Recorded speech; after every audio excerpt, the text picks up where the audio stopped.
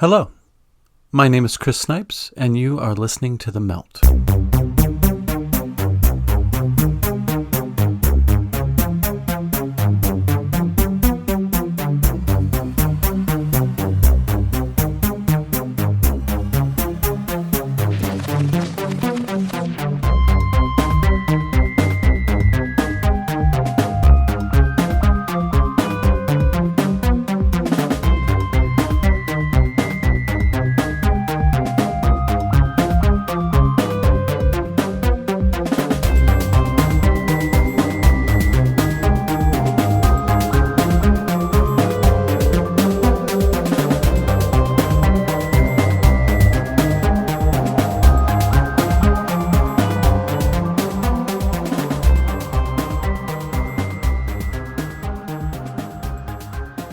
As I'm sure most of you already realize, there is much more to what we dismiss as consensual reality than what meets the senses or a cursory inspection. Part of the process of looking beyond the veil, so to speak, is being willing to face things that may make us feel uncomfortable or that cause us to question the very foundation with which we have constructed the template and filters that we perceive consensus reality with. But this investigation into the labyrinth of our nested cultural ecosystem that exists inside of a larger and seemingly all-encompassing superculture that views us as manipulatable chattel that need managing can dishearten and burn out the most optimistic of us. So it is wise to enter with caution. Today's guest, author and podcaster Jasun Horsley, has written a series of books about not only looking beyond that veil, but reasons to look beyond the veil, and about whether or not looking beyond this particular veil is a veil in and of itself. Today we talk about the second book in this series, Prisoner of Infinity, which has as one of its primary focuses the life and confusing narrative of UFO experiencer Whitley Strieber. I start off the conversation by asking Jasun what it was that first put Strieber on his radar. Oh, I haven't told the story in a while, but it was finding a UFO magazine in a very isolated shack that I rented in southern Mexico, Oaxaca state, back in 1989. So right after I'd read Castaneda and learned Spanish and moved to Mexico, to Oaxaca, to look for my brujo, I got reintroduced to the whole world of ufology, which I hadn't looked at since I was an adolescent, I think, through magazines like Arthur C. Clarke's Mysterious World or The Unexplained. I was interested in UFOs, but I never became obsessive. But anyway, I discovered this magazine that someone had just left in the shack that I rented for a month just to get out of the city. And I was doing energy work and stuff, whatever I was doing for a month. So anyway, I had an interview with Strieber about communion. This had been 2 years after it came out. And I just thought, I have to read this book. And as it happened, I was in San Francisco a few months after that. And so it was one of the first books I got. And so I read it then. It would have been in probably early 1990. And took to it like a fish to water, as the book testifies. Absolutely. What is it going, branching from Whitley to the UFO phenomenon in general? What about the trappings of the UFO phenomenon serve some sort of role in our contemporary cultural context? What do you think that signifies to us? Well, that's a big question, isn't it? Because there's the Jung book, you probably know, Flying Saucers, a myth of things seen in the sky, which is a lot about that, the deep collective resonance of that image archetype. But I'm not sure if I want to get into, that's a lot of theoretical stuff. I suppose the short answer is that we do have this transcendental impulse. We are, in some way or another, maybe I just say I was looking for some evidence of something beyond my ordinary existence. And I wasn't raised religious, and on the contrary, I was raised anti-religious, so I was very more than skeptical, or less than skeptical. It wasn't healthy skepticism. I was cynical. I rejected religious imagery and iconography and belief, but I still had this yearning in me. So that yearning, I can trace it back to being a pre-adolescent, being a child, even talked about elsewhere. There was a feeling of alienation, let's just simplify it, and derealization. I felt unreal, and that my existence was somehow unreal. I was trapped in this dream realm, and very Matrix-like. So, and then I can kind of relocate it again, because I sort of managed to push it down as I entered into adulthood. Just keep, and drugs and alcohol and whatnot, no doubt helped. But the very beginning of my self-destructive career, you might say, my career in drug use and whatnot, and hedonism, because I inherited a lot of money, I became acutely aware of this longing in me, that none of this was satisfying, and I associated it with a longing for a partner. But I realized, I felt underneath that there was this longing to leave the ground. Literally, I would come home all fucked up from the bar in New York, where I moved at the age of 20, longing just to leave the ground just by an inch, just this literalization of a transcendental urge. And I because I guess I've always been a thoughtful person, I started to question that. Where's that longing coming from? And I deduced there must be something I'm longing for, that there must be some reality to this thing called God that I'd dismissed, because this, whoops, sorry, pretty bump there. This longing has, it goes so deep that I just felt it must correspond with something real. Anyway, cutting to the chase, when I discovered, I mean, first of all, it was Castaneda, but then I said right after was Strieber and the UFO. That fit right into this. Like, rather than having to become religious, which wasn't happening, I was naturally drawn to a shamanic, kind of self-activating, self-actualizing path.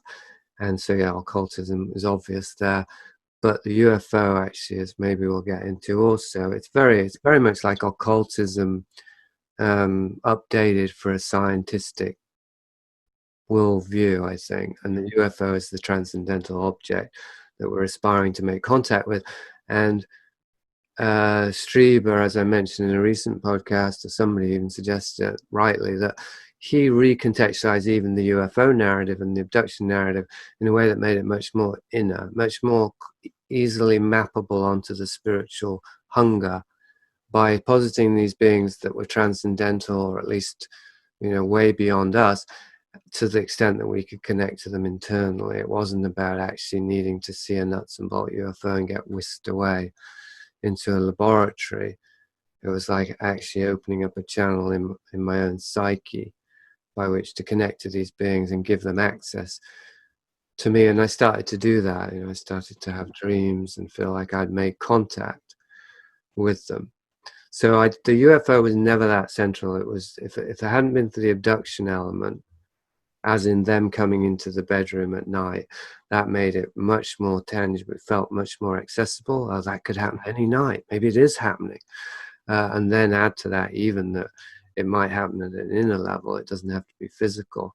I thought, okay, well, this is an open door now. I can absolutely, just through my own desire and commitment, I can enter into a relationship with the transcendental other. So it was more that dynamic than just the UFO experience in and of itself. Well, and later, was it later when you started digging into Strieber and realizing that maybe what you had projected on him and his life and his experience was something that actually maybe was set into motion by something pretty horrible in his childhood, like this childhood traumatic experience that he talks about having at the mystery school. Did you relate to that aspect at all? Because you suspect that you I do were, now, yeah. I yeah. think I probably wouldn't if it hadn't. I mean, I'm sure I'd have come at it from a different angle, but certainly Strieber was the angle that I ended up arriving at from, as in what you just said. Well, I mean, first of all, there were all the anomalies around Strieber, starting with the anomaly between his written voice and his spoken voice, which is a big anomaly. That seems like a small thing back at the time. I mean, obviously it didn't to me because I experienced it so viscerally, but intellectually I thought, well, that's not really an argument. I can't say something's wrong with Strieber's output because his voice isn't consistent with his writing, as in he doesn't sound very grounded or embodied. But it's a major thing. It's kind of symptomatic of how far disconnected we are from embodied reality, that I'd say the same about Terence McKenna. How come no one listens to the guy's voice? It just sounds so unnatural, so disembodied and so unhealthy, that voice, that high-pitched voice. But that can be seen as subjective. But I would say sure. it isn't really, because there's something about embodiment, how deep the voice is coming from. So anyway, that was the first anomaly, and then that propelled me to look more closely, and then all these anomalies were piling up, and then that led to okay, so what are the standout anomalies? That, because anomalies are clues. Like if you're a detective investigating a crime, you listen to the witnesses and their stories, and you look for the anomalies to see if they're lying or something else. Not necessarily lying, but anyway, it's still a clue. And so that was my procedure with Strieber. So then the biggest anomaly really was more of a philosophical, or I don't know what you call that, what the better word than philosophical would be, but it wasn't an anomaly in that it didn't fit with his narrative, the child abuse, but it was an anomaly in the sense that he was attributing something transcendently positive to something that was almost unequivocally negative. And so that's anyway, I mean, that's only an anomaly. That depends on the framework you put it in, because what I begin Prisoner of Infinity is Kripal's argument that it's not an anomaly, it only seems like it because trauma really can open us up to other dimensions of being. But that's the thing I address head on at the beginning of Prisoner of Infinity that led to everything else. So the anomaly of child abuse being something positive was the thing that really became the core of Prisoner of Infinity, and therefore eventually led me to see all the things I was seeing about Strieber around that anomaly. I started to see they were inseparable from why I was fascinated with him in the first place and why I'd been drawn to him in the first place. So it was like day became night, really. Like what I thought was this image or this example of transcendental truth started slowly to transform into an image of overwhelming trauma. And so there's a similar impulse. The impulse was to heal, but Strieber's narrative was about getting away from it, which isn't healing, is my viewpoint. And whereas the narrative I tried to create in Prisoner of Infinity to correct that, was about healing by going all the way into the trauma that would be driving us into wanting to have these experiences in the first place, and possibly even having them. If we try hard enough, or if we want it bad enough, we might actually invite or invoke or generate experiences, and then they would take us into seemingly transcendental realms, but at the cost of disconnecting from our body. And do you think that's sort of these extra powers, for lack of a better term, are sometimes maybe used to lure people into these institutions or programs in order to suffer this trauma, in order to have these different sides of them opened up, or have access to these places where we don't see ESP as normal. We don't see, not everybody has alien abduction experiences. So I think sometimes, well, the mystery schools that Whitley Strieber talks about, do you think that that's a cog in a bigger wheel of socio-spiritual engineering? Do you think that that's, once our institutions realized that we can sort of profit from trauma, in a sense, of putting these children through these programs and MK Ultra and all that stuff, do you think that that's when that sort of came into full effect? Well, I think it's like a symptom in the body. It becomes more visible. The danger is that you will mistake the symptom for the disease, or even, and that's really dangerous, because then you just deal with the symptoms and don't address the disease, or you go a little bit deeper and you get into a physical disease, but you don't realize there's an energetic component to that. So I'm thinking my mother, she had stomach cancer, but it started out as just problems in the stomach, indigestion, and eventually metastasized into something really physical, and by that time it was too late. And my sense with my mother was that it was to do with emotional trauma and her alcoholism. So she was drinking her whole life to drown out the pain and the grief of her trauma of her childhood. And so eventually she destroyed herself. Eventually what was more energetic and subtle became something physical. So what you're talking about with MK Ultra, underneath that is these mystery schools. I'd say, well, underneath that is the early formations of societies on a hierarchical basis, the creation of religion, conceptual religious structures, which are also hierarchical. So there seems to be an evolution, if you will, of I guess, call a spade, a pathology that leads to a methodology. And the pathology seems to be something to do with having a hierarchical or a wholly vertical kind of relationship to reality, where we're always aspiring upward, whether it's socially or whether it's transcendentally, to God or the Godhead, and which would relate to trauma again. Difficulties, adverse conditions where we're trying to escape the body, and it's come all the way to space colonization, which is why I tie those together with in Prisoner Infinity, the trauma and the alien abduction and the quest for superpowers, with the transhumanism and the quest to leave the planet. Like, they seem to be two aspects of the same thing. And yes, the mystery schools do seem to be the historical precedent for this, that there were these secret cliques who had these secret initiation rituals that bestowed power on the members, and part of that power was, well, it was hierarchical system, but also this is the superculture. It was a system that had power over the larger society. So it wasn't just spiritual power; it was also socio-political power. I think they've always been interdependent, really, at least in this process we're talking about. So, and the mystery schools do tend, we don't know much about them, but things have come out that they do tend to involve some sort of traumatic enactments. Yeah, definitely. So if you said that this serves some larger agenda, it would be this superculture that you're talking about. Well, that would certainly be the visible result of it, although it's invisible. I mean, the more visible result would be, just how dysfunctional we are collectively and our possible self-destruction as a species.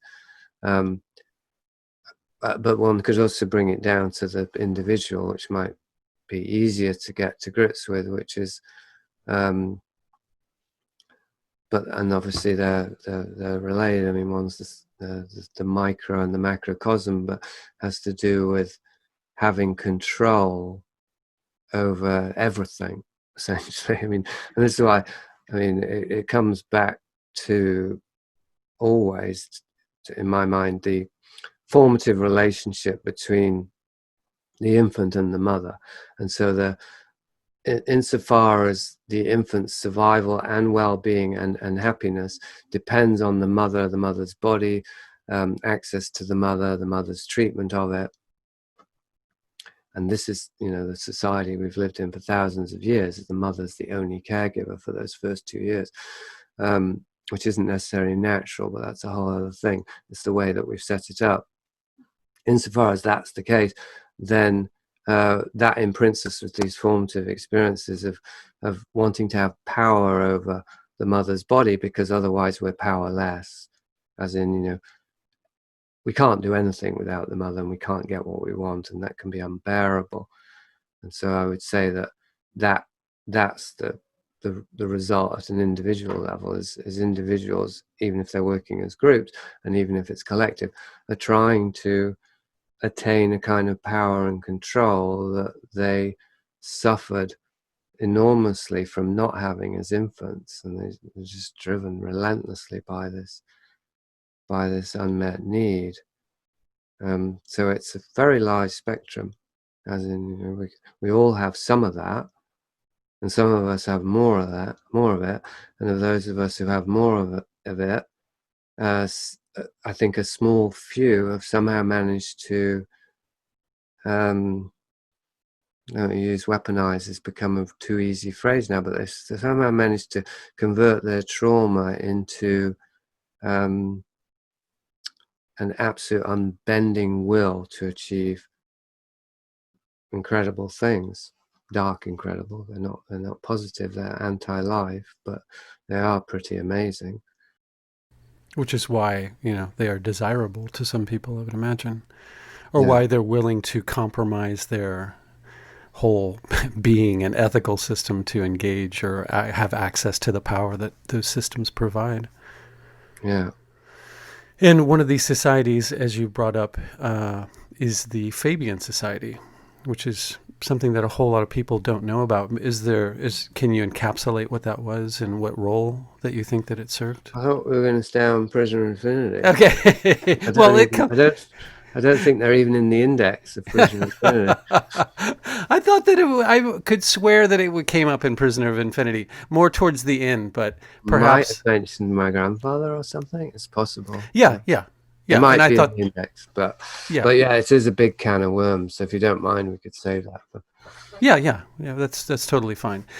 So these institutions that traumatize and even promote denying the physical and seeing it as something shameful, do you think that inevitably leads to things like systemic abuse?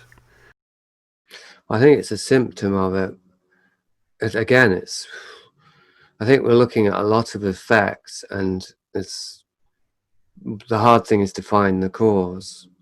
But certainly they're interrelated, or they're codependent, a psychological term. They're interdependent. And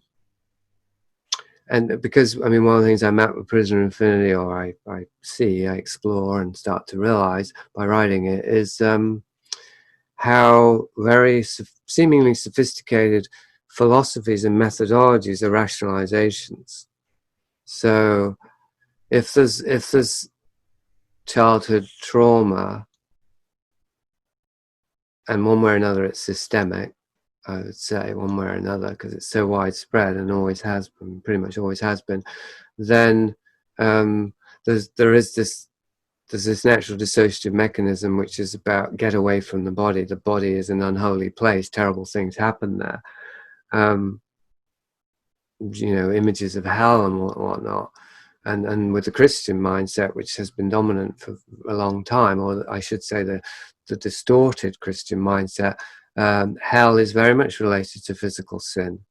Sin is very much seen as a carnal thing, and definitely what will land you in hell. So there's clearly a relationship there, and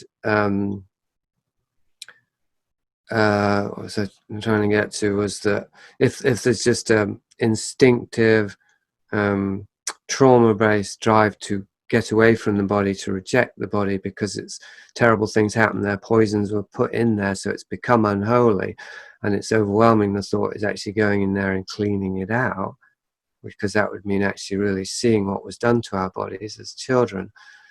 And this could happen through neglect as well. I mean, we can create internal toxins just through terrible verbal abuse or just plain neglect. It doesn't have to be physical interference.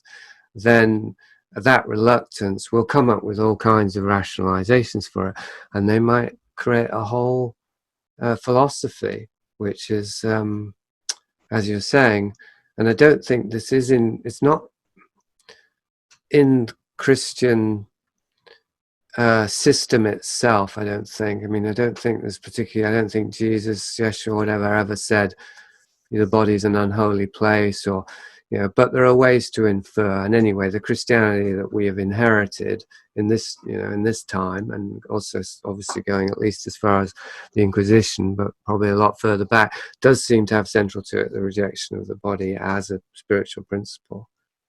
Right? So that, I would say that's a rationalization. Sure. Absolutely. Do you think that any desire to transcend the physical is transhumanist? I mean, do you think there's positive reasons or intentions for wanting to step outside of the physical? Well, we're going to anyway, aren't we? I mean, or yeah, at least inevitably. The physical is going to, go away, turn to dust. So I think that I think it can be healthy to want to have a sense of the ways in which we may exist currently that do transcend the body, which is a subtle difference between wanting to transcend the body. I would say that we're already existing transcendentally to the body, potentially. So, I mean, this Dave O'Shana is an easy place to go to because I've talked about him a lot and I've written about him a lot. And one of the things, and he claims to be enlightened, and I respect that claim. I've seen enough evidence to say, okay, if you want to use that word, I won't question it. And although I did when I first met him, because I had an idea about enlightenment that was based on Strieber and Castaneda and Crowley and all this other stuff, and he's definitely not that, I'm glad to say. And the reason I brought it up is his experience of enlightenment, as he describes it, and as some of it's rubbed off on me, is related to the body and being fully in the body. And yet, paradoxically, and I'd say this is in the Christian thing of being in the world but not of the world, because what I've discovered around that is that more in the world I can be, the less of the world I become, which sounds paradoxical too. And so around the body, the more in the body we become, I would say, the more conscious we become that the body itself is nested in something that obviously transcends the body, in essence, so the whole of nature. And nature itself, of course, that's not just trees and birds and bees. Nature is existence, the whole of physical reality. So we could say the universe if you want, but we don't have direct experience of the universe. But certainly the earth, and we can see the sun. So that's pretty big right there. So our body is actually in or on a continuum that includes the earth and the sun, and then whatever continuum they're in, right? So there's something eternal about us that is physically or can be physically embodied. I think that's the incarnation story of Christ. It is possible for what is eternal, as in, let's say, the life force, which is always regenerating. Nothing can kill the life force. It is possible for the life force to be fully in the body, and then we have an experience of transcending the body, but only by being all the way in the body. So it's paradoxical. Whereas the things I'm looking at are transcending the body by actually getting out of the body, and sometimes even by hurting the body, and even in the case of transhumanism, by killing the body, essentially getting rid of it. What I think is an interesting dynamic of this transhumanist agenda, pardon the barking dachshund in the background, there's an ambulance that went by, is that the technology that it is perpetuating or wants to set into motion is really just another way of keeping us tethered to the physical. It's like keeping us in coarse reality. It's not saying that our spirit will dissipate and go to another frequency or something. It's you're going to be downloaded onto a hard drive, and then you're going to be, in a cyborg, or, it's very short-sighted. It doesn't allow for anything other than the physical. I think that's true. I think it's not obvious to people. I think it's similar in the transgender thing. It's not obvious to people who advocate it that while it's supposedly about transcending sex by inventing gender, essentially, or by reifying gender, as in, I can't be defined by my body. Why should I be? It's all about body alteration. And that's reifying the idea that body does define who we are. So it's self-contradiction, it's self-canceling. And yeah, I think that's true of transhumanism, even though those who are saying it's not about android bodies, we can actually just exist in the cloud, that's still a physical, if there wasn't a physical basis to it, the transhumanists, because that's a scientific mindset, wouldn't acknowledge it, just as liberal progressive transgender advocates or activists don't acknowledge the soul. That is what's the word, not anomalous, it's not antithesis, anathema. It's anathema to that progressive mindset because it's associated with Christianity. So it has to be physical, and yet in order to be considered real, and yet what it's reifying, it's very paradoxical, is something that not only isn't physical but isn't real at all, which is this idea of a self, an ego self. Like there's no evidence for that whatsoever. There's evidence for pathology, and going against nature and all that, and there's evidence for trauma. And the other thing I'd say here is that anything that's physical by definition is temporal. Mm-hmm. It has to be. It exists because of conditions. Yeah. Yeah. Yeah. Yeah. So that's interesting too. So you think that, well, I mean, of course, this is nothing, not a universe of conjecture here, but that we hop from one coarse physical being to another, or do you think we go all over the place? Oh, you mean, is there a progression? Sure. Or, well, I guess it depends on how you define progression. Well, yeah, I mean, that was the difference to me, because we could be hopping, we are hopping all over the place. Sure.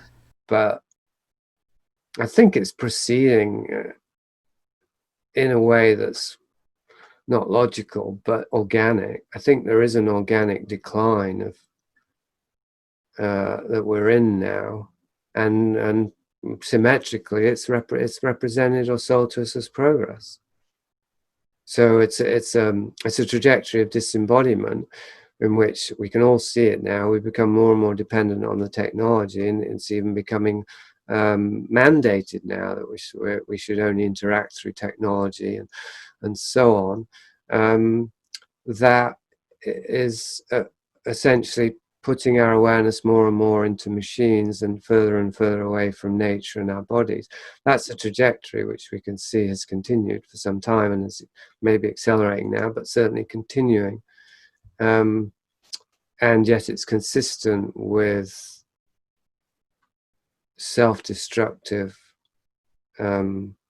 trauma-based drives to escape the body, which eventually, I mean, the inevitable endpoint of that is get rid of the body completely, which is advocated by some transhumanist things. I mean, well, as we've just discussed, translating yourself to an android or to the cloud does mean getting rid of the body, unless they plan to keep it alive on a life support system somewhere. I don't know.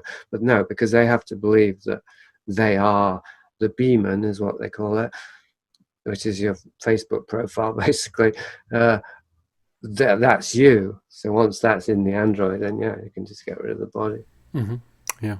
And then there's all sorts of conspiracy theories that spin off from that. Yeah. Google turning people into, mechanical clones, so on and so forth. I don't, those are interesting to listen to, but I'm not sure how much I buy into. Speaking of mediated tech and all that, can you raise your camera a bit? Oh, sure. Your head off. And also the higher it is, the higher I can look, which is a bit closer to the camera. Yeah, good. Is that better? That's much better, thanks. Cool. Fantastic. Because it's all I've got. I've just got a simulated image of you. Yeah, exactly. I understand.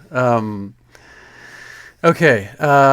So these, going back to the institutionalized traumatization of children and all of that all that that involves.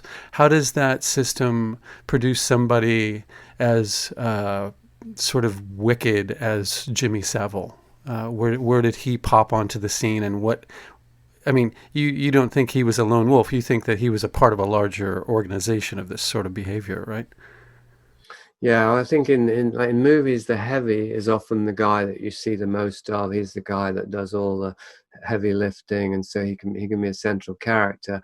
And part of his use is that he's a terrorizer, right? So he has a higher profile, often the heavy, than do the guy who the people who pay the heavy to do what he does, because they remain behind the scenes. So I think that's a fair description of Jimmy Savile, that he's more visible as the bad guy in relation to his relatively low level status. Oh, of course, it depends relative to what. I would say within the entertainment industry, he's pretty high up, as you know, compared to George Clooney or someone probably. So he seemed quite low level in that way. He seemed lower level than he was in the context of, you know, his lifetime actor role as a DJ, etc.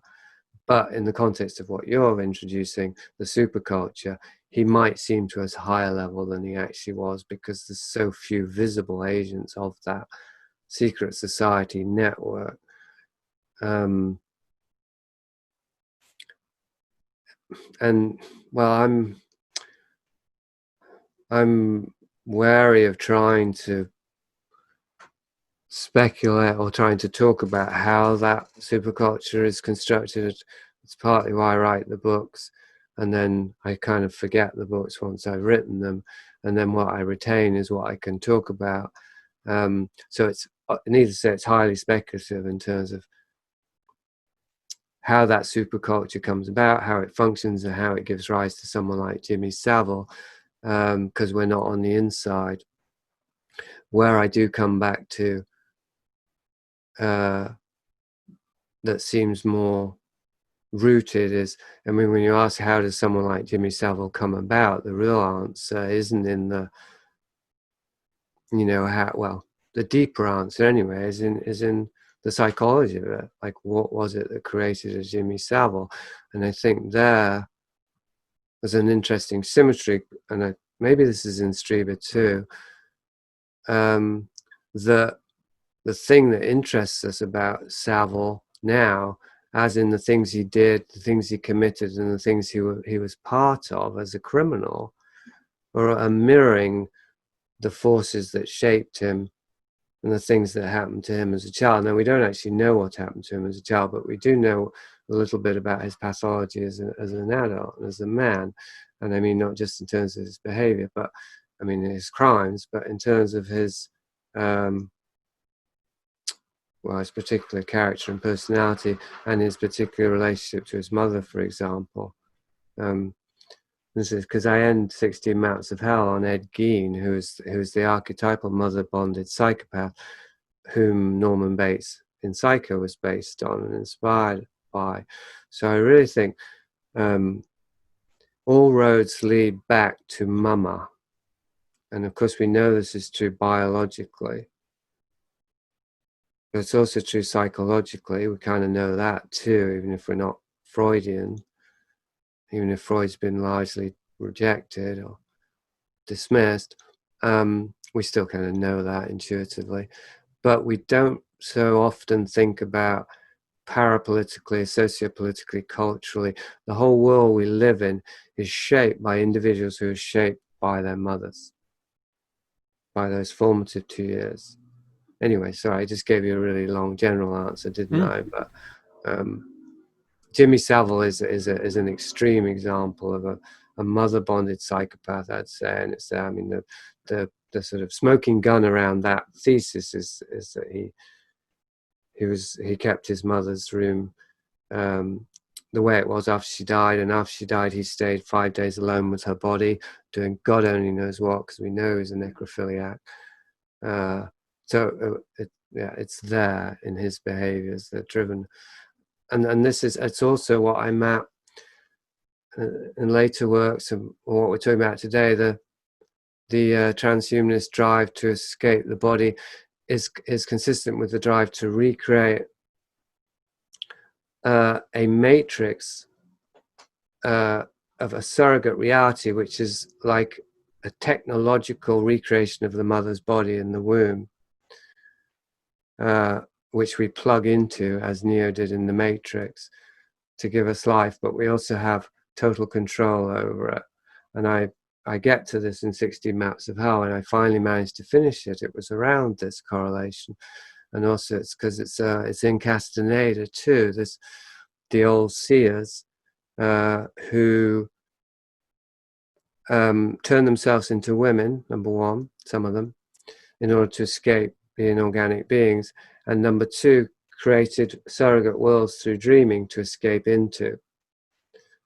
So I see in that there's parallels with transgender and transhumanism, obviously, but there's also parallels with this technological drive to recreate reality in our own image, which is inseparable from the mother's image, like the image of the mother's body that we lost, the lost object, Norman Brown calls it. So anyway, I mean, I didn't articulate it as well as I would have liked, but what I'm suggesting is that there's a common pathology driving all of this, all of the machinery that we're looking at, and that is, people are speculating about and getting paranoid about through conspiracy theory, and or else they're seeking to participate in through New Age Trojan horses and transhumanism, right? There's different ways of approaching it, but none of them seem to really lead to the exit.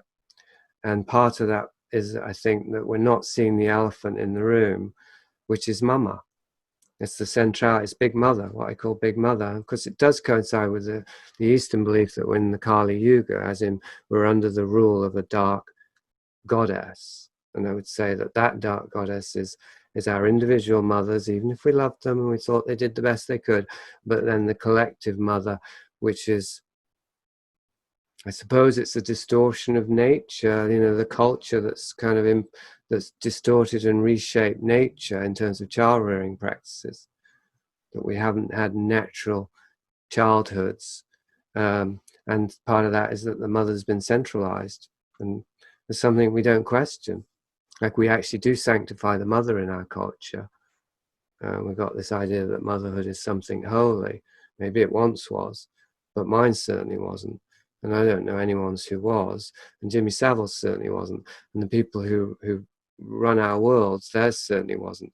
So the world we have isn't consistent with the idea that the kind of mothering that we socially and culturally advocate and celebrate is positive, because there's something fundamentally wrong there in our perspective. Anyway, so I got into quite philosophical stuff. I didn't really answer your question directly, but hopefully you can still work with that. All roads lead back. Yeah. So do you think that Savile was operating not necessarily by somebody's orders, but do you think that he was a part of the system in the sense that he was allowed to run rampant and these elites and all the people in these institutions would turn a blind eye while he did that? Or do you think he was serving a very particular, much more specialized purpose? I think all three, actually, because I think some of it would have been people looking the other way because they didn't want to see it. I mean, low level, like hospital staff and so on. Some of it was definitely facilitated, no doubt about that. And more than that, he was assigned, no doubt about that. He was following orders some of the time. And then another part of it was him just following indulging his own psycho drives. And they're all consistent. I mean, it's a perfect storm, really. I think 100% of it is the psycho drives, because if there's pathological behavior, there's pathology behind it. So without that element, nothing bad happens. So we can put that aside and say, well, it's 100% pathological drives. But on top of that, there's this unholy alliance between negligence, ignorance, and unconscious complicity and conspiracy. And I think that it's probably 90% the former and 10% the latter. So I think you only need a few agents, and of course they would all have to be high enough placed to have the necessary influence, to keep the landscape generally the way it needs to be, to direct the agendas and the history, let's say, to simplify it the way they want it to go. Didn't want to use the word they. And then 90% of it is just mumbling stupidity, complicity, ignorance, opportunism, greed, all these other human things, underneath which, of course, would also be the lesser versions of these same dysfunctional qualities or symptoms of trauma. So I think I think the approach to someone like Savile tends to be not particularly helpful, because my approach to Strieber, I'm still hoping we'll get to him, Of course, because I feel I know more about him, it's not about, but with Savile too, I'll stay on Savile, it's not about, what a bad guy was, or how he was nested in all these terrible things. It's about what can I actually learn from this that's useful, and not to fix it either, because that's the second mistake. The first mistake is just, it's bad, how can we get rid of this? The second mistake is, well, okay, let's study it and let's somehow, do the necessary thing to fix it. The third way is neither, just what can I actually learn about the nature of society, the nature of humanity, and the nature of myself, that will make more sense of my experience, that will make my felt physical sensory experience consistent with what I'm thinking, because we're not able to think in today's world. There's all this generational trauma. We've got these fake movies playing in our heads, and these badly written romance novels combined with dark gothic Lovecraftian fantasies telling us what's what, and they're simply not accurate. So for me, all of these questions, they're not really about the individuals or the agendas themselves, just kind of, how did I get here? How did I end up in this situation? What are the forces and the behaviors that led us here? Because if we understand our behaviors, if we start to become more conscious of them, then they change. They just naturally change. So that's why I keep giving you roundabout answers, but it's because of where I'm at. It's quite a different place when I wrote these books. Sure. And also, the reason that compels me to look into your work and other people's too is that about this subject is to see how deep the hoodwink goes. Like, how much of this is some sort of staged thing that I'm a Truman Show that I'm just playing an unwitting part in, or how much of it is sort of accidental with, as you said, a few string pullers and a bunch of unwitting pawns, kind of doing exactly what they're expected to do. Yeah, which would include us, is the thing, and it might include us talking about this stuff. That's the deepest level of possibly of hoodwink, is that we're being hoodwinked into believing versions of the hoodwinking which aren't 100% accurate, and which will just keep us spinning our wheels, figuring out who's controlling who, and when and where and all that stuff. And of course my books are full of information about that, but only as a means to map the ground sufficiently enough to throw away the map, to get to a point on the territory where you say, okay, I don't need that map. It's obviously not that accurate, but it got me. I now know which way is up and down and north and south, so I'll throw away the map and just do without all this knowledge and information. So that's a sort of double bind I've been in as a writer, as I'm trying to write my way out of the need to write, and map my way out of the need to map these dark aspects of society, because there's a demonic element there, demonic in quotes I have to say, which is trying to fascinate us. So we just become obsessed with the darkness and feel that we need knowledge to combat. Like the more knowledge we gather, we feel we need more knowledge to deal with this knowledge. You see what I mean? Sure. Right? If the world's being controlled by hidden elite, we better get more informed to be able to resist them. Well, no, that they're controlling a great deal the knowledge that we're working with. Absolutely. So it's a double bind. And if you get too wrapped up in all of that conspiracy speak, it can serve to make you feel more helpless than you did to begin with. And I don't think I mean, I think the end result, there's something to be said about the end result. If informing yourself about these things in the end does you more harm than good, then what use is it? Unless you're going to enter it in a way where it can serve you somehow, whether that be just to be educated about things that you think are going on under the surface or behind the scenes, or why people think that these things happen behind the scenes. Yeah. Well, that's been my approach as much as possible, is to look at even why I'm interested in looking at these things while looking at them, to always keep that in there. Like, why am I writing this book? Why do I want to know these things? That's a central part of the puzzle, which often is left out. Absolutely. And you say that you don't have any concrete evidence, but that there was some abuse, that you suffered some sort of abuse when you were much younger. Do you think that serves as the impetus to kind of point you in that direction? Yeah. I mean, I think that's, and I mentioned this earlier, there's an inconsistency between what my body's telling me and what my mind's telling me, and nowhere would that be more palpable than if we have trauma in our bodies, because our bodies will be trying to clear out the traumatic content, while the mind has been configured to keep it out of awareness and keep it pushed down. So the mind has endless stories to tell us, so we won't go there. And the body, meanwhile, is trying to tell us, over here, over here.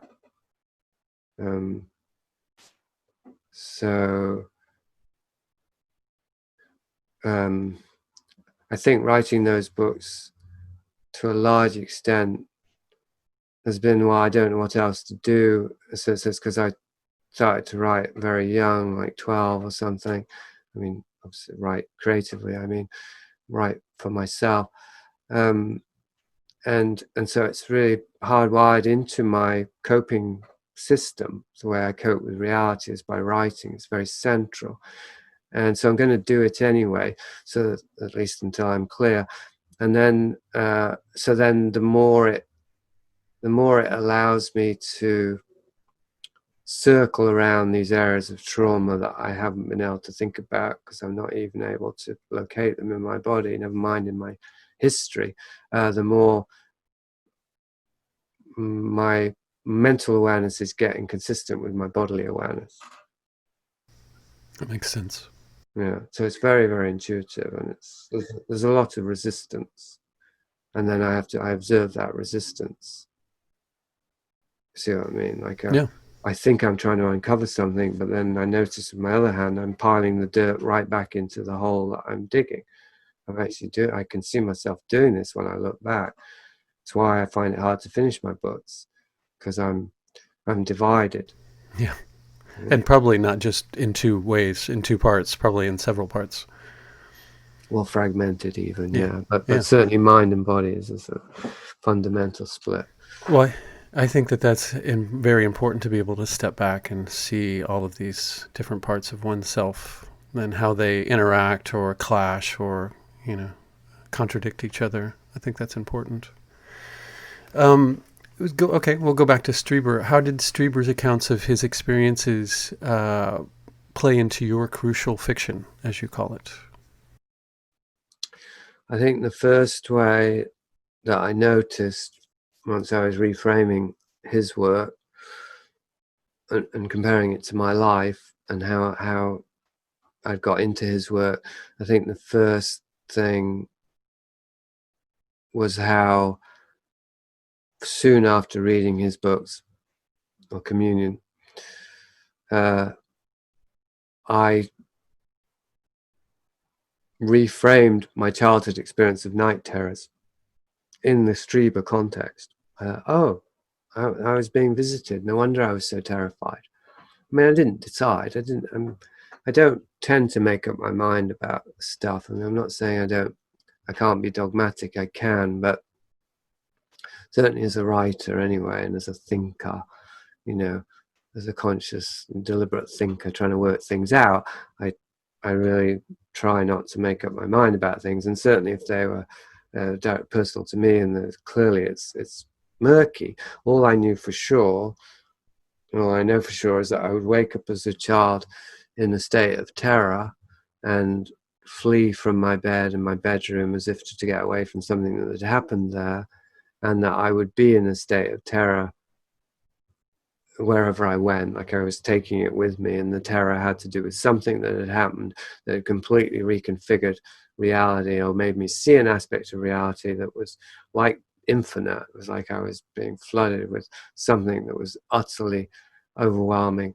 and therefore dark. Like it just felt like something is fundamentally wrong with the whole of reality, and I'm just stuck in it.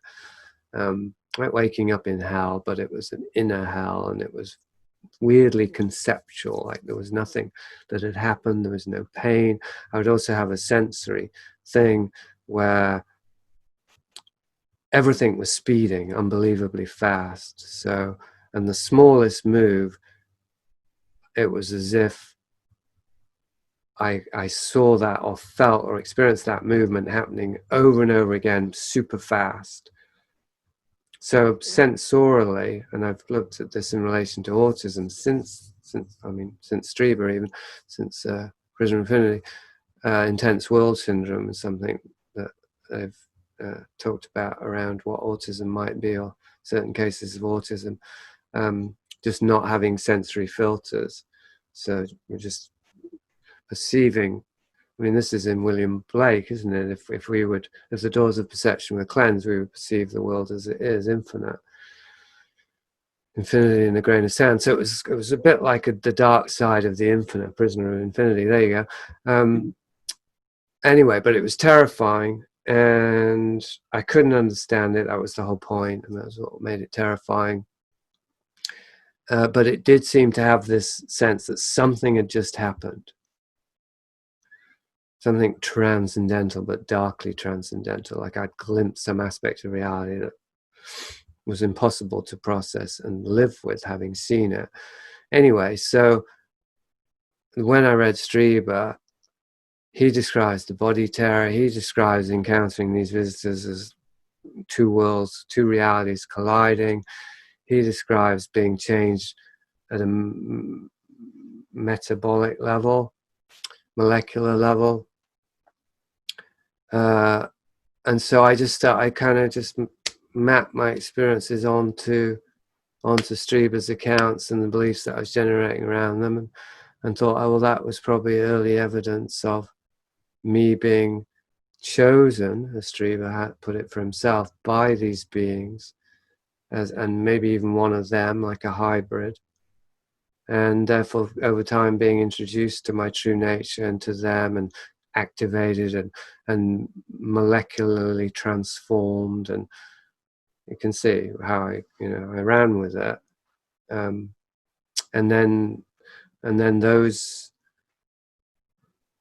beliefs started generating their own evidence. It's like I started having dreams of visitations. One of them is included in Prisoner of Infinity, where I was spinning this crucial fiction around my relationship with the transcendental in this very tangible form that Strieber writes about, which I now feel is a combination of human interference and the natural dissociative function of the psyche with something possibly transcendental. Like that's in there too.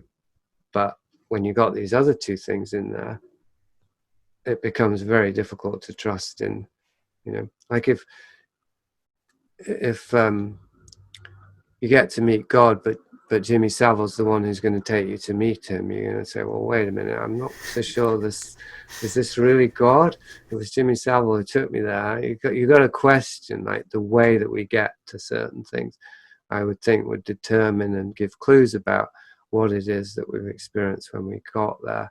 So although I don't rule out the transcendental or the less than transcendental, but still, beyond what we think is possible in this world, other beings and all that, I don't rule that out. But the way that I copied Strieber, I feel, was to access those experiences as a way to weave a narrative, a crucial fiction, that would rebrand my trauma as transcendence. Mm-hmm. Sounds better, at least that way, to brand it as transcendence. Yeah, although trauma is becoming quite trendy now, isn't it? So, and ironically, there is the victim thing. One can take a victim role and become powerful that way. But yeah, I certainly wasn't into that. I was about being the super shaman that I was reading about in Castaneda.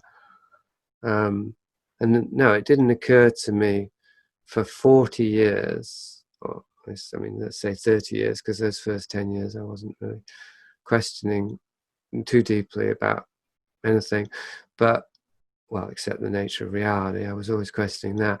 But anyway, 30 years or so as a seeker, it didn't occur to me that I might be deeply traumatized. And now I feel it's absolutely as certain as can be, even without knowing what it is. So that indicates that a person can carry something so central to them for most of their life and not even suspect it's there. Yeah. I in some ways I relate to that myself too. I seem to have a lot of symptoms and mindsets that I have heard and read and have been told by other people that come from having had experiences like that when you were young and some kind of abuse situation or breach of trust or whatever. But I don't have anything tangible to point to, So again, it's sort of just some abstract fog way in my distant past that may or may not even exist, but the feeling is there. So that leads me to look into things like this too, I think, on some level at least. Do you think that it's possible for people to create, say, since we're talking about it, a UFO abduction screen memory in order to sort of deal with their childhood traumas? Especially now, because it was soaked in the media about, and that's in the intro to Prisoner Infinity. Like anyone reading this book probably grew up soaked in media about UFOs and aliens, and whether it was fictional or whether it was quasi non-fictional like Strieber, or both. Because even if you grew up in the 40s, certainly the 50s, we were certainly by the 50s, the whole UFO narrative was everywhere. It was considered fiction back then, more or less. Betty and Barney Hill was in the 60s, but it's become more and more the realm of non-fiction, supposed, or things like the X-Files, which people think is telling the truth the only way it can, and so on and so forth. So yeah, we're absolutely, we grew up swimming in that cultural amniotic fluid of the UFO and the aliens. So then it would be very easy to generate the imagery. Like we've already got the imagery. I don't know, with Strieber,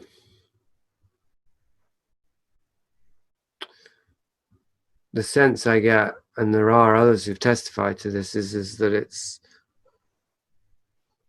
a combination of that natural capacity we have and need for dissociation, which does involve creating dream imagery, because dissociation is going off into a hypnagogic state. You could say, well, we're not in our bodies. Our awareness is out of our bodies, which is like dreaming. We might be conscious, but we can be conscious when we're asleep and dreaming too.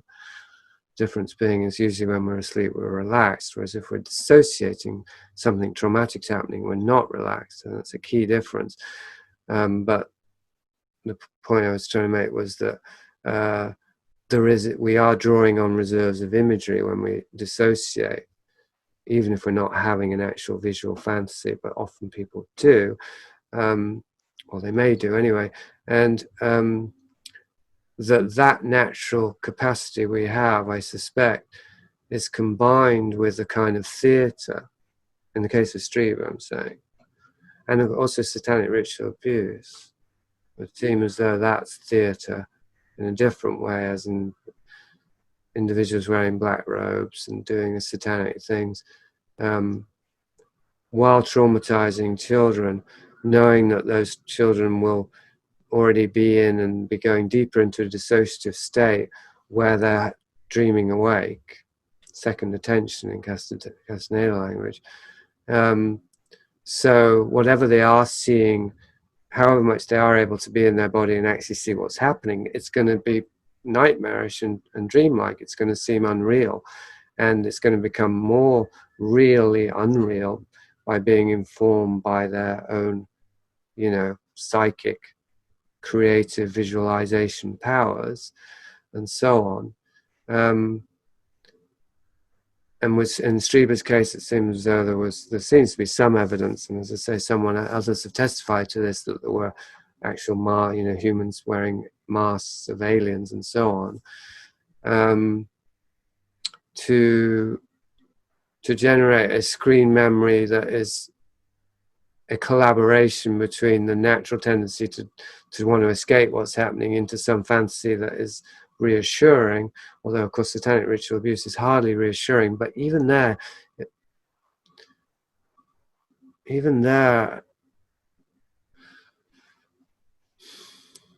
there's something about, I suppose, because certainly if we have these more fantastic memories of something that's in a certain sense quite mundane, as in just the physical trauma of it, even if it's done by Satanists or MK Ultra, or even if it's done by non-human beings, there's still something mundane about the trauma itself. Like Strieber, he talks about having basically a electro ejaculator thing, I forget the exact terminology, but they existed in the 50s, stuck up his rectum in the 80s. So his aliens, or his visitors, were using known technology and even rather archaic technology on him, and that's very mundane. Even if it were true that they were transcendental beings using arcane farm technology, which seems pretty absurd to me, but even if it were true, the transcendental aspect, as in these non-human beings, coexist with the mundane, which is basically being raped or anally violated with a bit of technology. The mundane aspect is more awful, because that's physical. That's actually just happening to your body, and it's just really difficult to process. So I think there's a combination between the screen memory, or whatever we'd say, that the fantastic element, it could be fantastic and real, as in the case of Satanists, making the story or the experiences less credible. Nobody's going to believe them. But even for the victim, him or herself, in a weird way, they're easy to deal with because they're fantastic. Because I think one of the hardest things for victims of abuse, and I've read this and I can sort of relate, I feel that I've had this experience, is terrible things happen while they're alone and unprotected, at the hands of adults, often caregivers, and if not, at least due to the neglect of their caregivers. And then they have to, rejoin the family environment and go to school and all that with that experience. And the contrast is so great.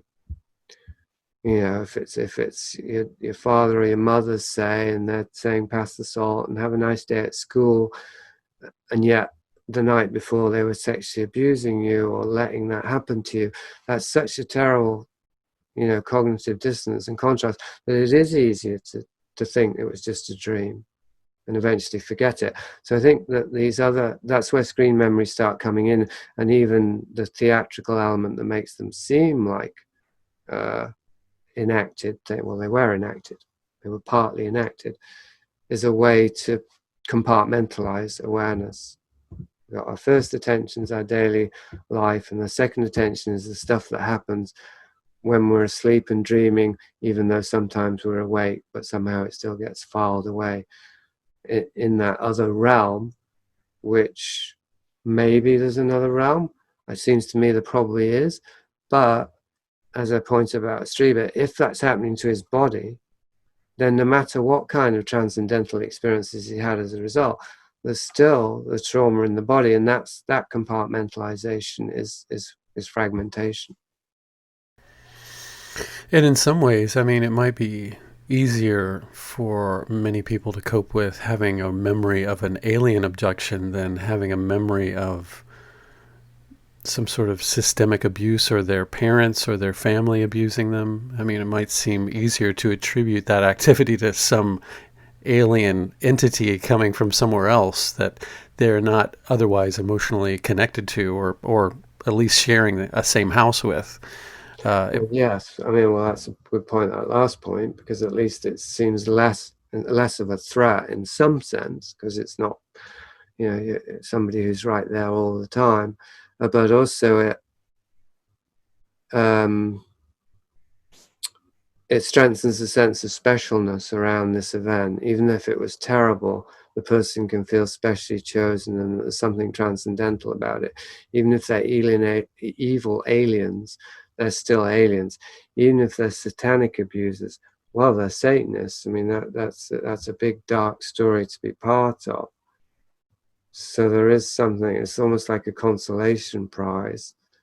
Well, yes, you're being abused, but it's only because you've been chosen as part of this incredibly secret transcendental agenda, and you too can become one of us, or you are one of us. That's why you've been chosen. That could be consistent with the alien thing, obviously, but also the satanic thing, because there do seem to be aspects of initiation around the organized abuse of children. Mm-hmm. And then there's the aspect of it too that gets brought up when you talk about things like Epstein Island or something like that, where it becomes sort of a society of blackmail, where people are documented doing unspeakable things, engaging in unspeakable acts so that they can keep each other's secrets or jump through somebody's hoops or something like that. That's another sinister aspect of all of that. What do you feel about all that aspect of it, where it's not just about somebody's weird fetishes, but it's almost like a code of secrecy and also some sort of psychic vampirism going on? Well, many layers to an onion, but it's just one onion. So again, I think this is one of the tricks of looking and working with this material, is we're configured, probably through trauma, into either or thinking. Either it's a blackmail operation, or it's an initiation ritual, or it's perverts and pedophiles doing their thing, or etc. But or we might allow, well, it's all of them, but the different motives coexist or whatever, and that would be closer to the truth. But I think the real truth is more like it's all of those things, and they're really just one thing, and we're seeing it from different angles, and it's impossible, not almost, it is impossible to see a global agenda, or even a national agenda, or even just in your town agenda. We're talking about groups, an agenda, let's say a collective agenda, from all the angles. We can't.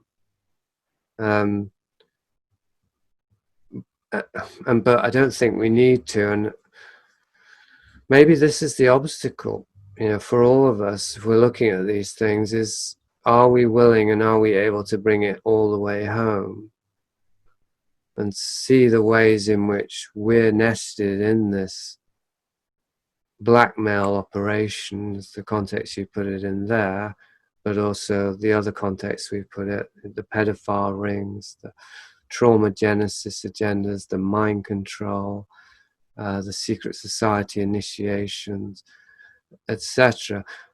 We're nested in that onion with all its layers. And however obscure and however minor comparatively, we have our own experience of it.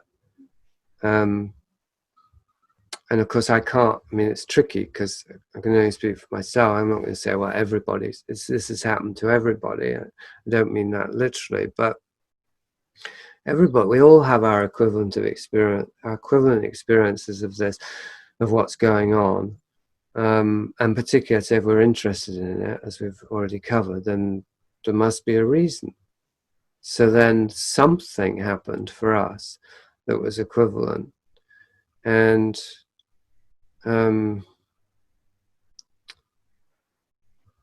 there's it's really hard to talk about, but we exist in identities that have been configured by society, that itself has been configured by ancient rituals. Let's put it that way. So we are avatars of the very thing we're investigating.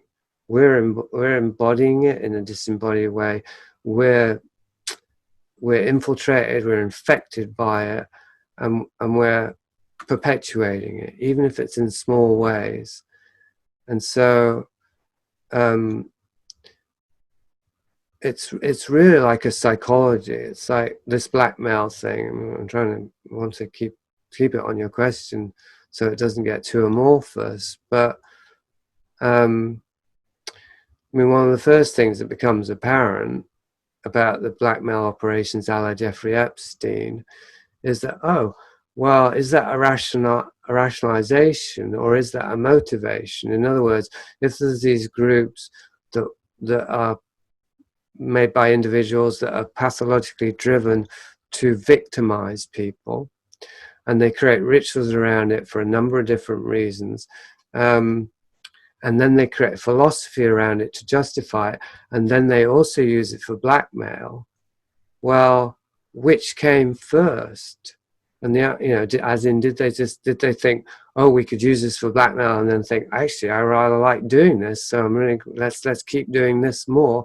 Or were they doing it and think, oh, now that we're doing it, let's use it for blackmail? Well, I don't think it's either. I think that all these elements developed or evolved together, and that they're really consistent with something that happens internally that we've been colonized by, which is a kind of hierarchical power system within ourselves, which has this constructed identity of the guardian, which is the tyrant and the abuser, also the victim, symmetrically, who maintains control over all the parts through a combination of these various strategies: traumatization, promising of superpowers, sharing of secrets, but also concealing of secrets, leverage through blackmail. If you do this, we're going to tell on you. Well, we do that internally. Like if I do, if there's something that we feel might threaten our stability, we'll come up with ways to inhibit ourselves from doing it. Right? There are sophisticated intelligence operations going on inside of us all the time, and they include abuse, they include rituals, they include blackmail, right? But it's harder to see. They're so subtle. So that's why I think at a certain point, when we look at these things, if we don't reverse the focus 180 degrees and look internally to see the correspondences, we'll get lost because it's too big. Now, and the internal thing is very small, like it's inside our bodies. That's how small it is, but it's subtle and it's hidden. So it is very hard to map it. but that's where the looking outward comes in as well. So we look inward and we get a bit lost because it's too amorphous. I'm just trying to analyze bodily sensations now, and then refer back outward. What do I know about the world and my own life, and then kind of get our footing in the outside world. And so this back and forth thing, I think, is the way that I proceeded, and I've been trying to do it with you today, talking actually more consciously than usual for whatever reason. I guess because I just had a conversation before talking to you about the danger of getting into all this information, because of how it can pull us off our center.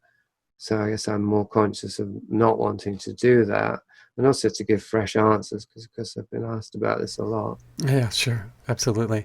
I think something that's worth examining too is, what do we do with all of this information? I mean, I spoke about feeling helpless in the face of it before. So it seems like, well, just about any situation in life, it all comes down to what kind of human being we want to be in the world. And that's how we change the world, is just by being a good person.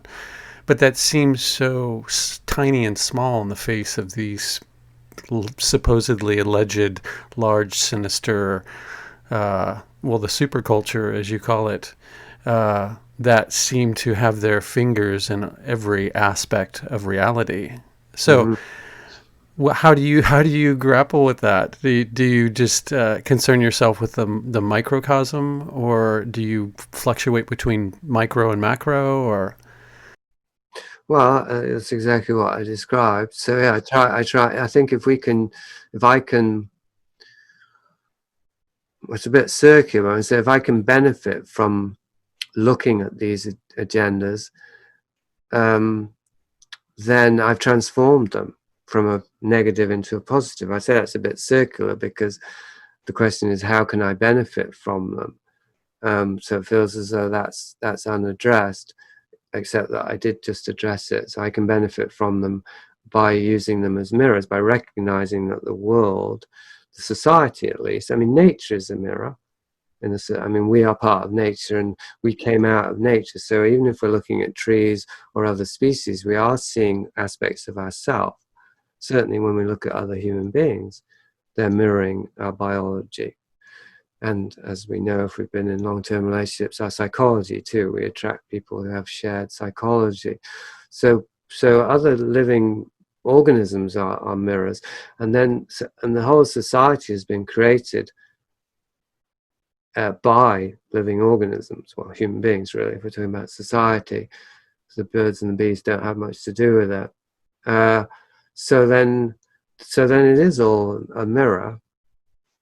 It's a mirror that we don't want to look into as a mirror. We want to look at it as a TV screen for entertainment and possibly for judgment. I can't think of a better way to describe it, but we will look at the world and say, the world is bad, it needs to be fixed. Hence you get this make the world a better place idea. And then that would create, I would say, a false dichotomy, which is what you just said really, was if we change ourselves, we can make the world a better place or change the way the world is. But actually there is no world outside of us. That's all it is human beings, our world, and nature, human beings in nature. So it's not as though there's a ripple effect. If I change myself, I'll change the world. It's as I change myself, the world changes, because the only world I know is the world not that I create, but that I encounter, that my behaviors lead me into interaction with. So all this stuff that you're asking about, or most of it anyway, it's not part of our world, but it's not part of our daily interactions. It's hidden. That's the point, isn't it? Whether it's aliens or whether it's abusive agendas of control and whatnot, it's hidden. And part of the fascination is, well, I want to see it. Why is it hidden? And it's doing something bad, and if I can expose it, it'll stop doing these things. There's a sort of, but I would say that's untried, untested, and actually there isn't much evidence because a lot of it's coming to light currently, and it doesn't seem to be making anything better socially. There might be some sort of awakening, although I would question that too. But certainly, there's no evidence that exposing this stuff changes the agendas. But I forgot what I was going to say actually there. So you can probably just interrupt me. I know I was halfway to a point. Well, while we're speaking about exposing things like this, I think it's interesting. Did you remember what you're going to say? No, it's all right. It'll come back if it's important. Okay. Is the strange pseudo-religion of QAnon? Yeah. Oh, good. Oh, yeah. I wanted to talk about them. Do you think that their particular brand of shedding light on those kinds of things serves to spread awareness, as we've been talking about, or do you think because of the context it delegitimizes it in some way or turns it into sort of like a right-wing concern? Well, I don't know about that last point because that's part of the framing that is just unconnected to reality. Like a right wing doesn't mean anything to me except that somebody's trying to tarnish something or make it negative. So, although I mean, of course, one can't separate that. You know, QAnon. But I mean, more specifically, it seems to me that QAnon is often, if not usually, compatible with the belief that Donald Trump is going to save us. I believe. Mm-hmm. Yeah. Would you agree? Absolutely. Okay, so that I consider to be the basis absurdity. I mean, it's very hard for me not to have strong feelings about how ridiculous I consider that to be, and not because I dislike Trump. I felt the same way when people thought Obama was going to save us. Just the flip side of that same dementia.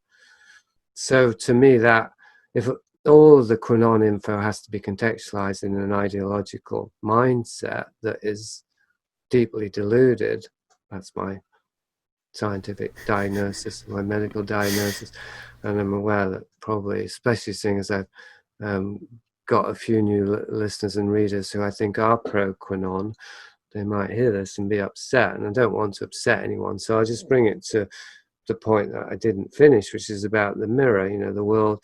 If we're not looking at the world and what's going on as and aware that we're looking in a mirror, then there's no awakening possible. If we're just looking at it as a TV screen where we think we're seeing the truth about the world, and we're separate from it, except insofar as we're better than it and we can do something to change it, which by definition means we think we're better than it. If we think we're going to change it, then it's going to be worse than useless. It's going to propagate scapegoating, othering, and virtue signaling, or the feeling of being virtuous, and most importantly of all, it's going to neutralize the possible benefits of seeing these things, which is, well, how have they affected me so far? Not how much are they ruining the world that I want to live in, but how much have they shaped the person that I am now, and compromising my ability to handle this information in a way that's useful. So my view of QAnon, and I don't know enough about the specifics to be specific, because of what I've glimpsed, much of the information seems solid and reliable, and the kind that I refer to, such as the Operation Mockingbird, you know, and the whole disinformation thing around Time Life and the CIA, and well, you know, I'm sure that much of it, if not most of it, is solid information. But I think I forgot what I was going to say again. I'm pretty sure it will come back. How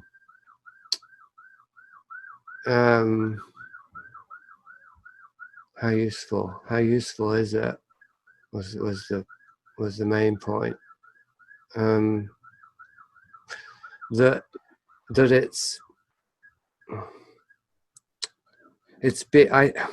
whether or not QAnon itself is a controlled opposition, or, you know, deliberate use of information as a means to to turn information into disinformation. Whether or not it started as that, it's certainly serving to create what I would call a controlled opposition. Because, well, we've talked about it today, like too much knowledge is a dangerous thing, because it's always partial, right? If there isn't the deeper context for it, then being aware of all the terrible things that people are doing and have done doesn't actually give us any tools for doing anything about it. It just becomes kind of circular. You just got to spread the word and raise awareness about the terrible things being done, specifically to children. There was a demonstration in the UK recently about this, about the systematized abuse of children, and it wasn't reported by the media, which is irrelevant detail. Extinction Rebellion was widely reported, I'm told.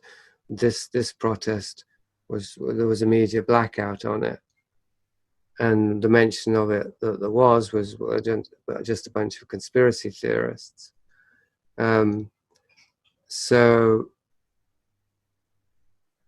But that doesn't mean that, because there's resistance to QAnon, there's resistance to Donald Trump. It's not as though it's just so easily cut and dried as we would like it to be. There's a very sophisticated game that we're embedded in now. And just to try and wind up, I don't know if I'll be able to, but this last bit, that I would say that central to the whole secret society control system that we've been talking around and that we live in, we inherited, is that knowledge is currency. It's the Castanedian principle of knowledge is power. And so I think we're being tricked into thinking that if we gather enough knowledge, we will have enough power to create a better world. And I think that's a kind of jump from the specific to the very general. So there's a lot of missing tissue in between there. We can stay on QAnon, but I'd say that's the basic disinformation thing that's going on here, which is somehow that knowledge, much less information, is going to empower us, because I just don't think it is.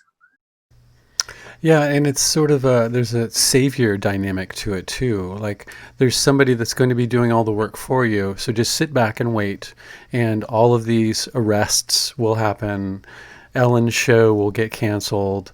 Like the address for adrenochrome will somehow be found in one of Tom Hanks' Instagram pictures.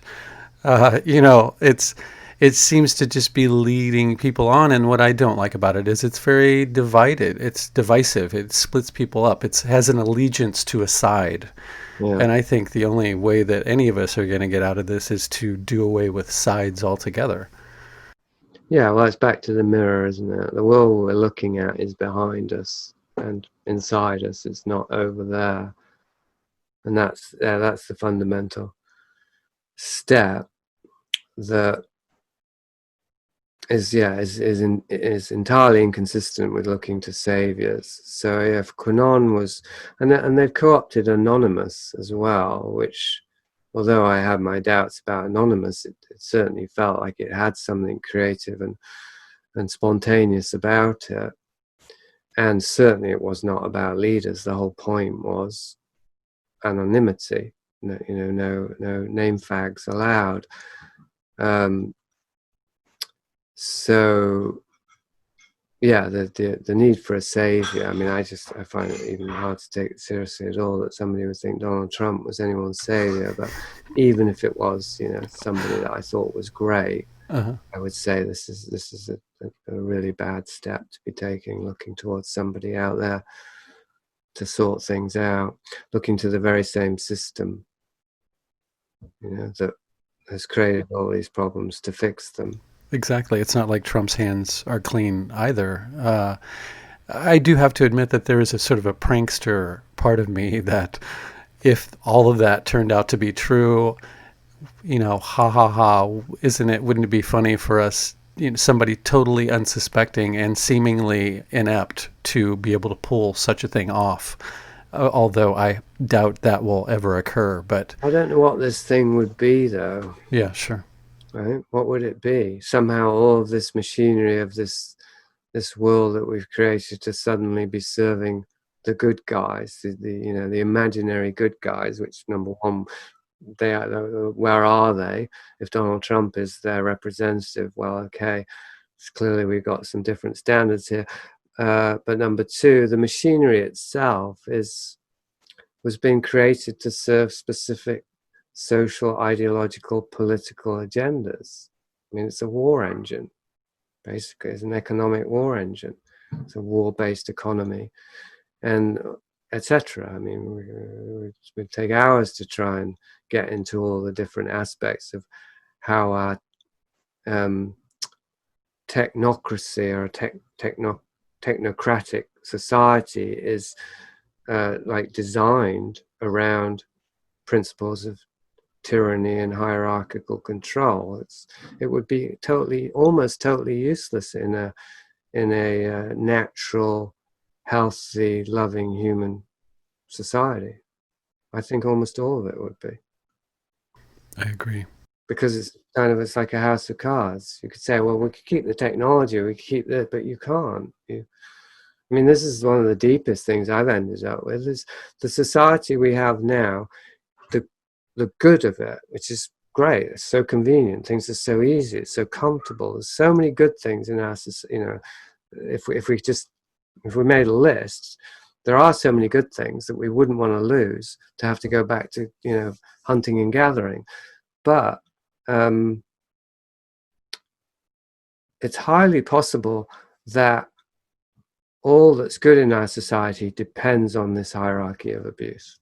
I mean, we know it does circumstantially, but I mean completely, that there would be no way to have the world that we like, or the aspects that we like, without this. So at a certain point we have to make a choice. Is it worth it? And people don't want to make that choice because they couldn't. Or do we figure out a way to secede from it, to just start something completely different? But it seems to surround everything. It seems to encompass. Yeah. Well, certainly I'm trying to make moves in that direction, as in, living in nature and having some sort of community that is at least moving towards self-sufficiency. But I can't see that that's an alternative to me, and I happen to believe it probably will be an alternative, the only alternative we have as a species. But I certainly can't see that turning into a movement or an ideology or anything at all. I think it's just something that may or may not happen parallel with this other thing that's going on, the world going to hell. I don't think it's either or, is all I'm saying. Yeah. I think most of the time the answer is all of the above. Yeah, all of the above, and we're just limited by our own individual perspective, and trying to navigate our way through that. So anything that's a mass movement, it seems to me, is bound to fail. I don't quite see the way that a mass movement could work, because crowds, they can't, well, unless we believe something like this is the good thing with Anonymous, this hive mind thing, that somehow we could actually tune into each other so much that we become like birds in murmuration. But that's way off, and using the technology for that that's a counterfeit. We're not really, you and I aren't telepathically connected by our nervous system. Well, actually we are, but we're not aware of being connected by our nervous systems through the technology at all. Not necessarily. We could become more aware of it, but we could, that would mean we wouldn't need the technology. Yeah. Absolutely. These tools should be the sort of a launching pad and not the place where we rest. Yeah. Yeah.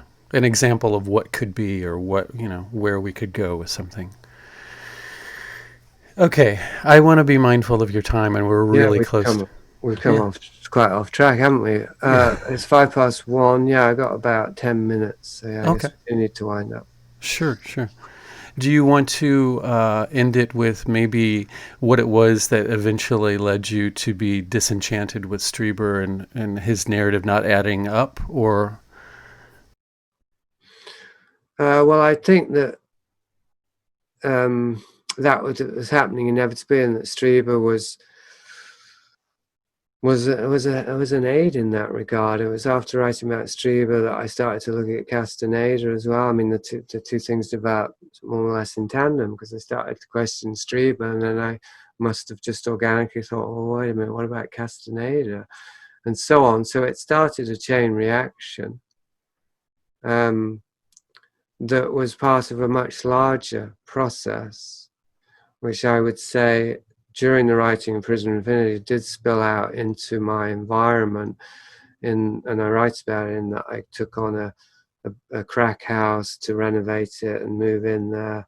And a couple of years later took on a thrift store in the local community for redistributing goods for a small fee, and basically have a successful business now doing something that's community based and that's helpful to the community, and that involves, as with the house renovations, really just dealing with, you know, the nitty gritty of life.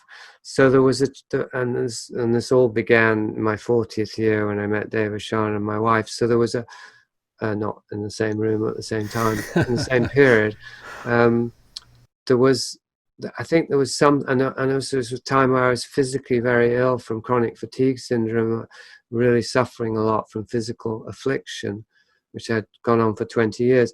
So there was, I think there was a call, there was like a 3-minute warning or something from my soul saying, come back to my body, or from my body to my soul, or between the two of them anyway, with my mind in the middle going, what's going on? What about this? I thought I was going to be the one by now. You know, I had all these great dreams, best laid plans of mice and maniacs that were all crashing and crumbling around my ears. And so it was a really hard time. And then I guess with Strieber, I hadn't thought of this way before, but because other things were happening where I was starting to surrender, I was cooperating with the process, I think, because idols were dying, or dreams were dying, and I actually went to the Strieber one voluntarily and said, let's see if I can dispel this dream. And that was, I suppose, I mean, that's really central, I think, maybe to what we've been talking about today, but questioning, you know, our assumptions, questioning our beliefs, particularly when we're really invested in them. Especially. And essentially, I think I'd been living in a fortress of solitude that I'd built in my mind, like Superman's crystal palace, that was very alluring, and it, you know, it was designed according to my fantasies of, you know, my own potential, but it was actually very lonely and isolated because it was just this conceptual realm. So the process I began with Strieber was really dismantling, because he was one of the architects, or I was the architect really, but he provided some blueprints for me, and dismantling that dissociative fantasy realm of belief around supercharged spiritual attainment, psychedelic boosted shamanic aspiration, and freeing up awareness little by little so it could trickle down into my body. And that, as I say, that continued for 10 years, still continuing now, becoming more and more rooted in ordinary everyday stuff. And I still do the podcast. I just finished another book, which I should mention, 16 Mats of Hell, little plug in there. So it's not as though, and this I think is really key for my sense of how to proceed, it's not as though I needed to just cut everything off and say, no, that's all fantasy, I've got to just, you know, go and live on a farm and grow turnips. It may end up there, but it's going to be it's quite a slow, steady, organic process where the mind stuff and the aspirations become less and less fascinating because they are less and less rooted. and the ordinary physical engagement with reality, including or especially other human beings, becomes more nourishing and fascinating in and of itself. Bit like coming off drugs, isn't it? So then eventually, or alcohol, eventually I'm like, don't even think about having a drink anymore. Don't even think about Strieber's visitors. Eventually, but don't even think about Prisoner of Infinity and how pleased I am with that book, because I am, and being, I wanted to be the next Strieber or the next Castaneda. I've got that in me, the next John DeRuta, the next Dave Oshana. It's impossible to have guiding figures to look towards without aspiring to become them. And one of the tests is do they let you? Is it possible, first of all? And then if you have you should always have a direct relationship with them. So as I'm not against figures who help us, gurus in quotes. I am kind of against gurus, but I mean, I'm not against looking up to people. Sure. If they're worthy of it. But it should always be personal and interactive. And the acid test is, can you surpass them in your own way, or can you attain your own level, and are they helping you with that, or are they always keeping you down? And is it happening organically? Like for me, Strieber wasn't helping with anything in the end except to give me lots of mind candy to chew on, and then in the end he gave me material to write what I think is probably my best book around. So I'm not saying I'm not grateful, but the main prize was that there was kind of a shell that I was able to break out of, that I created this temporary matrix as a way to see and recognize my own neuroses through, and let go and emerge into ordinary, well, I'm not there yet, but get closer to ordinary, the carry water, chop wood thing, that kind of ordinary everyday living, enormously underrated. And if we were even halfway to appreciating it, the allure of these tales of power would kind of be irrelevant to us. And I think actually even the terrible things that are going on in the world, not that they would become irrelevant, but that they wouldn't capture us in the same way. They wouldn't fascinate us. And we would be able to see them in a more kind of sober way, and understand them and accept them in a way that would allow us to resolve our own complicity with them. Because that's where it has to start for me. It's not about what terrible things are going on in the world, because I think it's always been that way. It's in what ways am I complicit? Because I don't want to be. I absolutely want to have a clear conscience in my life, not in a superficial sense, but a really deep sense of, I'm not doing any harm, and I'm not enabling harm to be done. And that is an incredibly high aspiration in itself, actually, it's as you said, just live a good life. Yeah, I think that's the end point. That's the end point that, well, I was going to say that everybody should be reaching, but I think ideally, for everybody's sake, that we would benefit from reaching is that place where we're self-sufficient on many levels. Self-sufficient in life, physically, self-sufficient spiritually, self-sufficient psychologically, but also recognizing the importance of interdependence and how important our piece of the whole puzzle is. And that's what you're talking about, being complicit. Figure out where we're complicit and how we can cut off those channels so we don't feed that anymore. Yeah. Well, speaking of the new, what did you want to add something?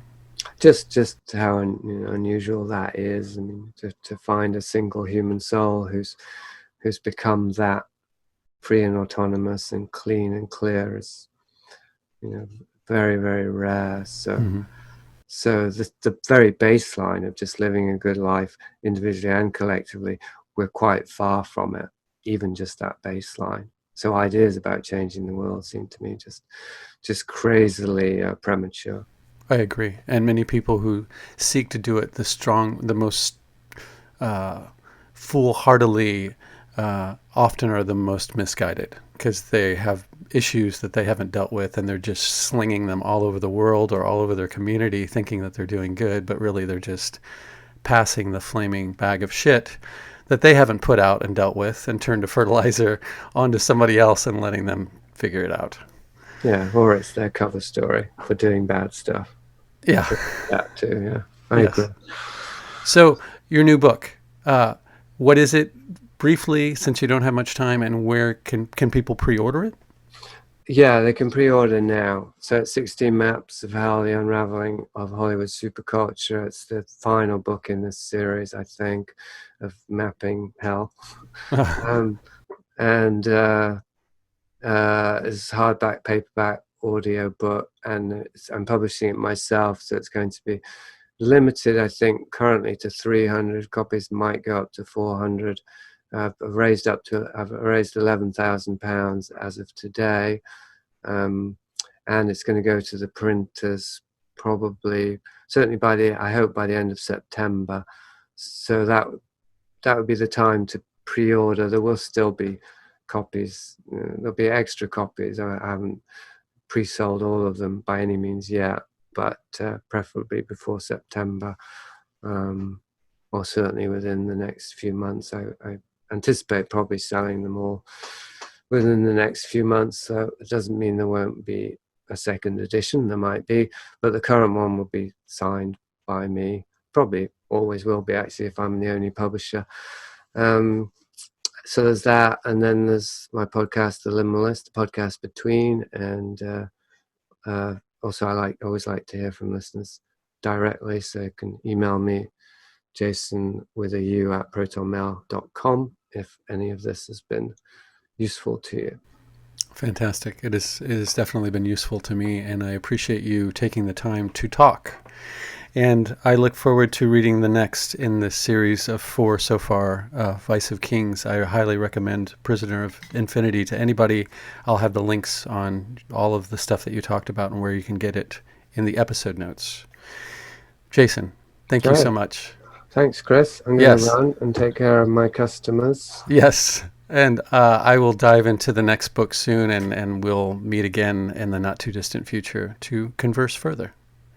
Sounds good. All right. Take care, Jason. Bye, Chris. Farewell.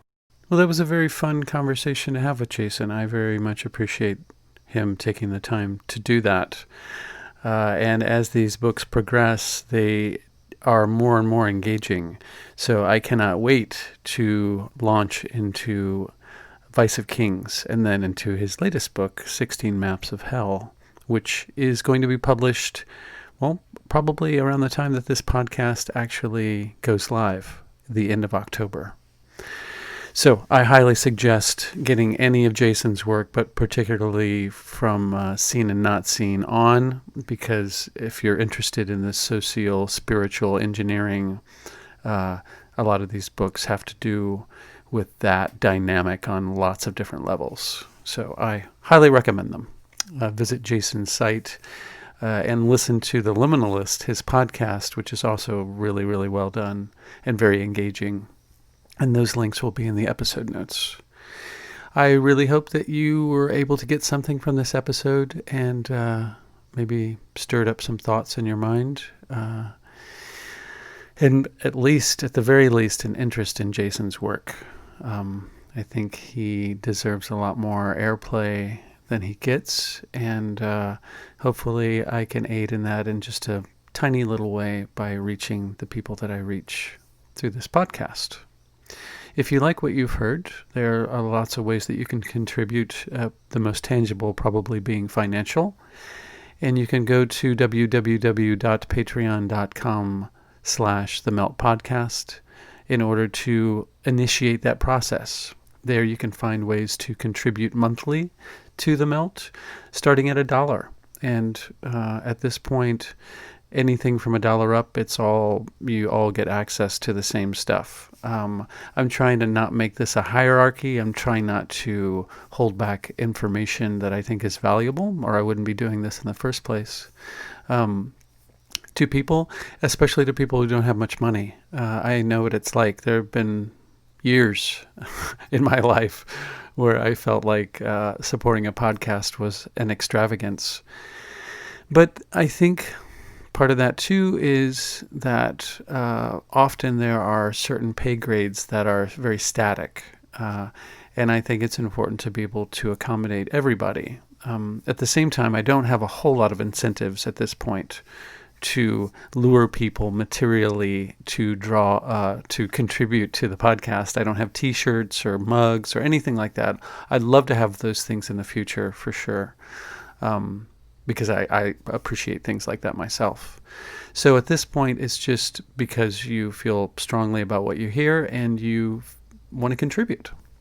So that's one way you can do that financially. Another way is just to share this stuff, whether it be a particular episode or the whole podcast itself. Just, you know how to do that. Whatever social media arena that you trudge around in, give us a mention, and that's always very much welcome. And word of mouth is very important. And, share it face to face too, to your family or friends that you think might find this stuff interesting or have something to add to it.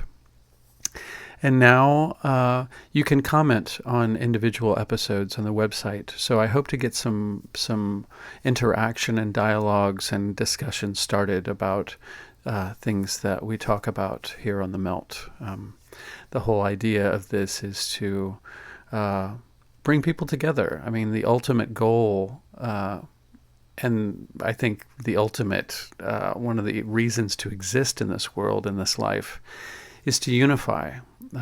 It's very easy to walk through life thinking that we're all separate entities and that we kind of just all exist in our own little virtual headspaces, when that's not the reality at all. And there have been several thousand generations of humans that did not function under that assumption either.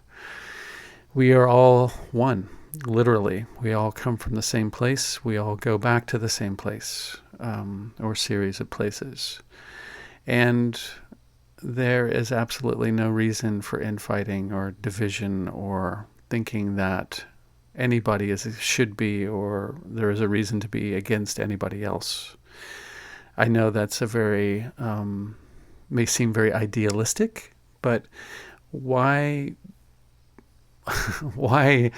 even think that life is worth living if you don't have some sort of ideal to base your life on? It doesn't mean that it has to be so rigid that if people don't meet your criteria or the world doesn't, that you sit around and scream at it or butt heads with it or anything like that, but maybe more try to understand it and interact with it in as constructive way as is possible in any given situation. So, yes, I'm not about division. And I want to make all this stuff accessible to everybody. And I want to bring people together. So if I can do it with this podcast and the conversations that we have here, so be it. Another way that you can contribute, which is much less tangible, but also very, very valuable, is good thoughts and good intentions. Just sending good vibes our way actually helps. And there are episodes in this podcast Dean Radin is the one that immediately comes to mind, about intention and how important that is in the world, how it inevitably and can very directly inform our action and the way that we navigate this world and the person that we are in that world, what kind of awareness we bring to it. I think that's all highly important. And obviously, on some level, all of you think that that's important too, or you wouldn't be here. All right. Thank you so much for listening. Please spread the word. It's very important.